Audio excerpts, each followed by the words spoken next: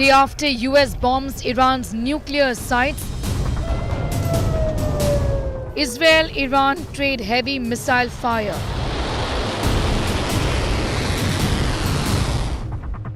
Israel strikes 6 Iranian airports.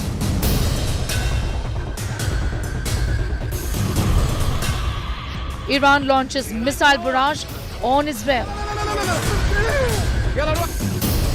Iran to Trump, we will end this war. Israel versus Iran escalation deepens. Top focus on 5 Live.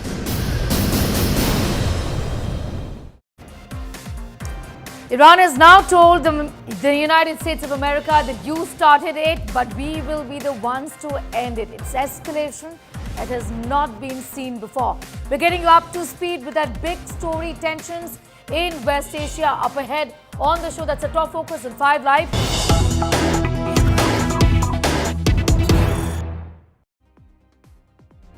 All right, we have some news coming in now. Putin has held talks, direct talks, we hear, with President Donald Trump and also with Benjamin Netanyahu. Russian president has met the leadership in Iran, in Moscow, and also called the strikes on Iran unprovoked aggression. The foreign minister of Iran and Vladimir Putin have had a meeting. Also, Putin has issued a statement, says the attack on Iran has no justification. Putin has said Russia will give aid to people of Iran.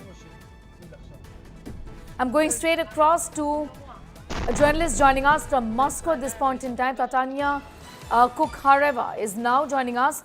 Thank you so much for your time. Just give us an idea about this conversation that has happened between Vladimir Putin and also the Iran foreign minister at this point in time, with Russia also now stepping in, saying that there would be support essentially for Iran, making it very clear that they are disappointed in what has happened over the weekend. How do you look at this particular development? Also, do you see this as an escalation of the situation even further, given that Russia has said that aid is going to be given to Iran? Good day to you too. Well, yes, indeed, President Putin has held conversation with talks with Iranian foreign minister, and he has called this attack that happened over the weekend, the American attack, unprovoked. He has also said, again, reiterated that Russia condemns strongly this unprovoked aggression that has no grounds and no justification. In the meantime, the Iranian foreign minister has also thanked Russia and said that Moscow is on the right side of history and international law in this situation, and has also thanked Moscow for its condemnation of the aggression towards the Republic. In the meantime, the Russian Foreign Ministry has also, over the weekend, strongly condemned the attack on Iranian nuclear sites by American forces. Significant here is the Russian president also, in fact, holding direct talks with Donald Trump after it was ruled out until just, half a day ago that there would be no conversation with Trump. But this changes many things as world leaders, in fact, sit together or at least have a conversation around this, with concerns being raised even by the nuclear body IAEA, essentially that diplomacy is the only way forward.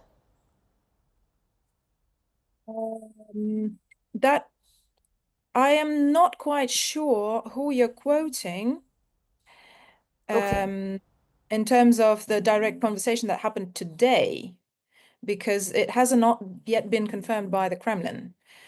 The president's spokesperson, in the meantime, has said and repeatedly said over these past days that the developments in the Middle East will not have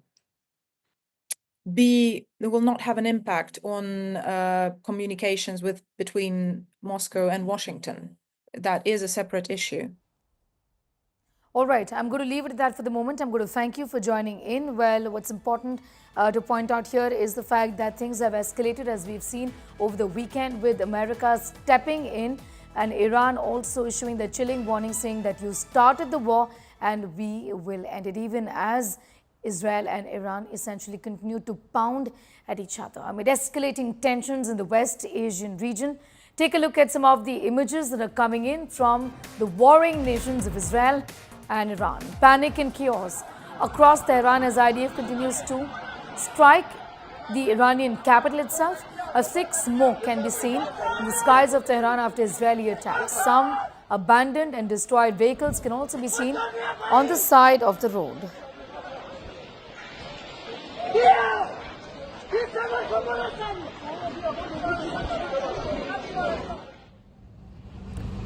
Similar devastation was seen in Israel as well. Several buildings turned into rubble in Israel's Nez Ziona city, which is located just a few kilometers away from Tel Aviv.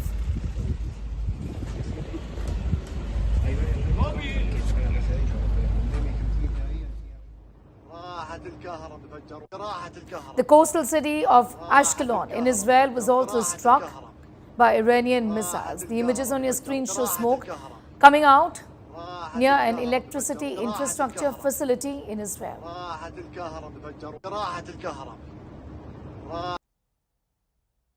Well, after sirens were sounded in Israel, Haifa and Jerusalem, people were seen taking shelter during the security alert. Iran has been constantly targeting Israel with drones and missiles after the US struck at 3 of their nuke sites.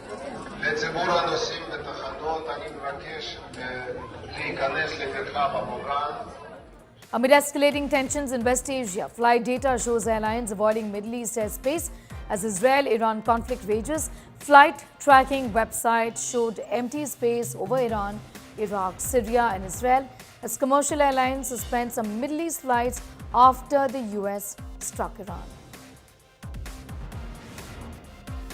Shivani Sharma, my colleague, is in ground zero getting us up to speed with those details. Nez Ziona is where she is in Israel.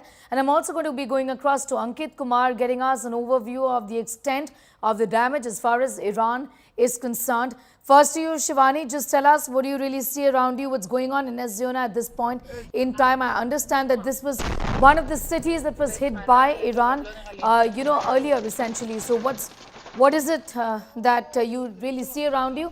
What's the situation like at this point in time? See, Sneha, situation is escalating each day with Iran firing those missile salvos and those high intensity missiles inside Israel's different areas. And today I reported from Ashdod, where a major power station was hit. In Tel Aviv also there are certain alerts that were brought in the morning, and we had to go for shelter. And apart from Ashdod, there are certain areas in the southern Israel also that have been hit. So the situation remains quite uncertain, Sneha, in the whole of Israel, from north to south, from the port cities to other side. So they have been told to be cautious. We have heard at least 5 sirens since last 2 days. We had to take shelter. So we are seeing that there are no signs of de-escalation. Iran is now firing the high-intensity missile salvos. We've been reporting from across the cities in Israel, where we see heavy impact of these missiles, which have damaged the residential areas.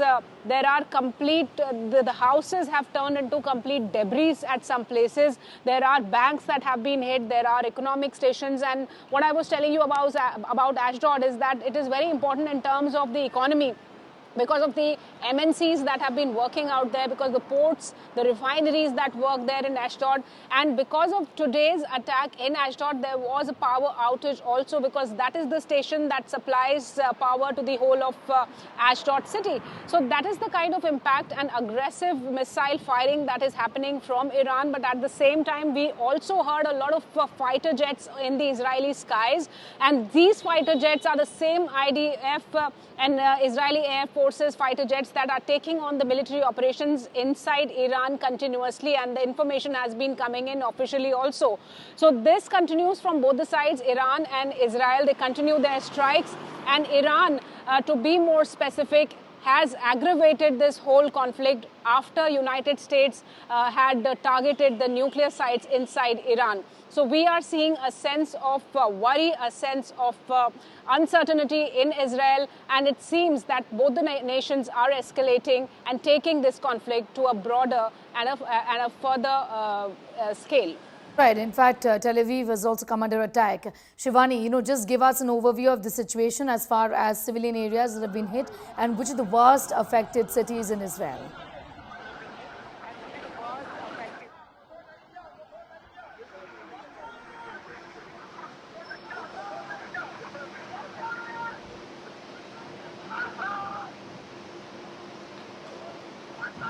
Shivani, if you can hear me, I was asking you about the civilian populations, the civilian areas that have been hit. Cities like Tel Aviv have also come under fire. Which are the worst affected cities with civilian population that have been hit? And what's the extent of the damage, if you could give us an idea about that? See, Sneha, there are around 10 cities that have been hit in last 2 days, and all these cities have been severely affected in terms of the buildings that have been destroyed. And if I talk about Tel Aviv, where I'm standing, just 5 kilometers from here, there was a major hit yesterday. I was reporting about that, the Ramat Aviv area, where the mall was hit, the banks were hit, and this is not happening only in the residential places now, Sneha. The attacks are now escalating, and they are actually getting broader in terms of not only the port cities of Haifa, which again is a very important economic hub in terms of the supplies, in terms of the companies that work there in the ports, important ports out there. The Indian port is also there in Haifa. Though there was a fire incident that happened in Haifa a few days back and no major damage was reported. But yes, there are structures that are being damaged in Haifa, in Tel Aviv, in Ashdod, in Beersheba, where we had reported about that hospital, a big hospital building that was damaged in the attack that came in from Iran on 19th of June. So there are around 2,000 buildings that have already seen these damages inflicted from the Iranian missiles. There are 24 lives that have been lost. There are around 700 injuries in all these strikes that have been happening. And today is the 11th day, but no sign of de-escalation. Any moment there can be a siren alert and people have to go to protected areas. So that's the kind of life that people are witnessing in Israel right now. And the kind of crowd that used to be on the roads is quite limited. If I try and give you a sense of the crowd here, this used to be a very busy place in Tel Aviv, Sneha, but now you see very limited people are going out because, the home front has told people to come out only if it is very important and very essential. So you see the roads are comparatively quite empty. People are coming out only if it is required for their important emergency needs. So schools and colleges remain closed. Workplaces are closed. So whole priority of the country is right now to save life, to counter the attacks that are coming in from Iran and to take the military operations ahead. So this is the kind of uncertainty and the seriousness of conflict which Israel is facing right now. That's right. Shivani, thank you so much for getting in those details. Shivani Sharma, Ground Zero at this point in time. Be safe. Telling us about how life is now like living inside a bunker, essentially, because things are getting even more difficult. And after the attack from yesterday, things have escalated between Israel and Iran. But I'm going to now go across to Ankit for more on that. Extensive damage today. Israel striking 6 Iranian airports. They've also, in fact, gone to the IAEA saying there has to be an urgent meeting. Ankit, just give us an overview of the kind of damage that we've seen in the last few days or so. Vis-a-vis the attack on nuclear bases, the nuclear sites, and also the recent today's development of the Iranian airports being damaged by Israel. Well, Sneha, even if you are Donald Trump and you have the world's mightiest military at your disposal, taking down a military or a nuclear facility that sits beneath a mountain which is spread over 200 acres is going to be a big task. And remember, yesterday we showed 6.6 entry points to those bunker buster bombs. Today we are going to analyze how much damage they may have caused. We will start with Fordow facility, as I said, spread over 200 acres. Now, where to hit is going to be a big question. They could have hit here, they could have hit here. Why did those particular 6 points chosen? The answer lies in this picture, which is roughly 20 years old. This picture actually is from 2009. This was taken when this facility was still under construction. Now you have 2 soft points, 2 weak spots. One vent here, and there is another vent which is here. These 2 particular vents, Sneha, these 2 particular vents seem to have been targeted in this strike, because before the bombing, this was covered. But remember, this entire structure is made of solid rock. But what happens when you tinker with that rock? You try to fill it with cement or some kind of soil. So this was covered. This point was also covered before the bombing. What happened on the day of bombing? You see these 2 soft points, these 2 weak points in that mountain structure have been targeted. So 3 points at this vent, 3 points at this vent. So if you have a mountain to take down, you will have to find weak points. That is the takeaway from Fordow. US military had the B-2 bombers, had the bunker buster bombs. Now, what was sitting beneath that? This is a closer picture. This is 2009, you see. This is a shaft, this is a shaft. Before the bombing, this was covered. There was soil, there was cement, but on the day, hours after the bombing, you can see 3 holes here and 3 holes there. So this is called precision targeting. Now, what was the design? What sits beneath this mountain? This is the design we have prepared based on the satellite pictures from Maxar. Orion Intel and Intel Lab have created a design, and some reporting was done by Institute of Science and International Security. Now you see this red dot and this red dot. These are the two impact points. 6 to 12 bunker buster bombs believed to have been entered through these 2 entry points. Beneath these entry points, Sneha, lies Centrifuge Cascades Hall, which was targeted. So this is the main operating area. This is the main operating area which has been targeted. Everything else has been left. The main tunnel for entrance has been left. The auxiliary building has been left. The additional tunnel has been left. Only this particular area has been targeted. So even if you have 13,000 kilograms of munition, even if it is 20 feet tall, you need precision targeting. So our conclusion from Fordow is that at least the core of this structure has been targeted and should not be able to survive this onslaught. Now the next site which was attacked is Natanz nuclear facility. This is the only other place where the bunker busters was used. You can see there's only 1 hole. 1 B-2 bombers can fire up to 2, so there could be 2 bombs inside that. But what was beneath this facility? Remember, this picture was a day before the attack. Nothing was happening. These spots that you see, these spots were created by the bombings by the Israeli jets, but they did not make an impact. Once the US B-2 bombers dropped these bunker buster bombs, the impact was huge. You can see the hole. But what was beneath that? To know this answer, we have this picture which is from 2003. Again, you can see the central hall, the key area of the facility seemed to have been struck. Now, these pictures, the next facility, which is Isfahan, these pictures the audiences might be familiar with. Isfahan has been badly damaged, cruise missiles, no bunker buster bombs here, only cruise missiles. But there's a problem at this facility.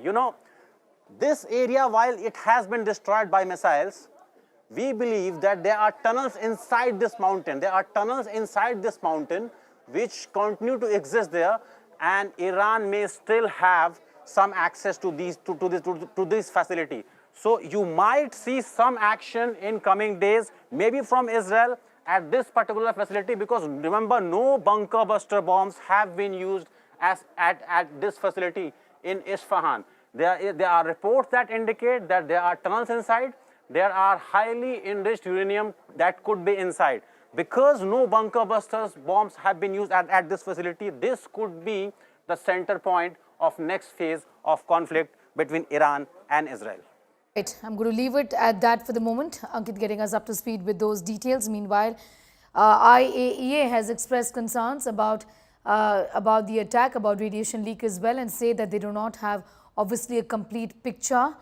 They've also, in fact, spoken about the fact that clearly diplomacy is the way forward. Looking at the extent of damage, UN nuclear watchdog also seeking access to Iran nuke sites. That's also something that is awaited.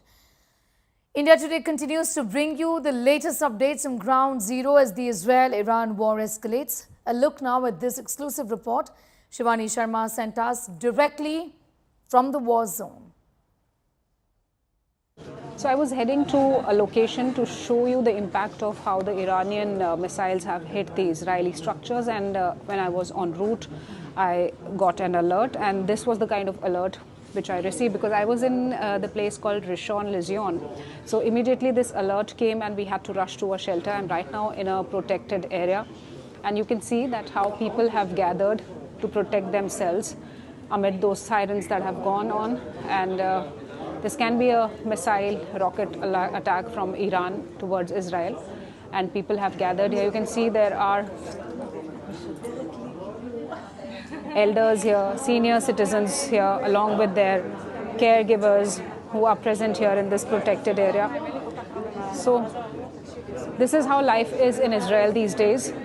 Everything seems to be normal, but as the siren is sounded, people just run to protect themselves from the Iranian barrage of missiles. So this is the second continuous consecutive day when, after the US bombed the nuclear targets inside Iran, Iran has been firing the missile salvos inside Israel at different places. These are malls, these are economic structures, these are people who are living, the buildings, the residential areas. So this is how people are keeping themselves protected in Israel amid the sirens are on. I'll keep getting you more pictures and more updates as we move out after the alert comes from the home command.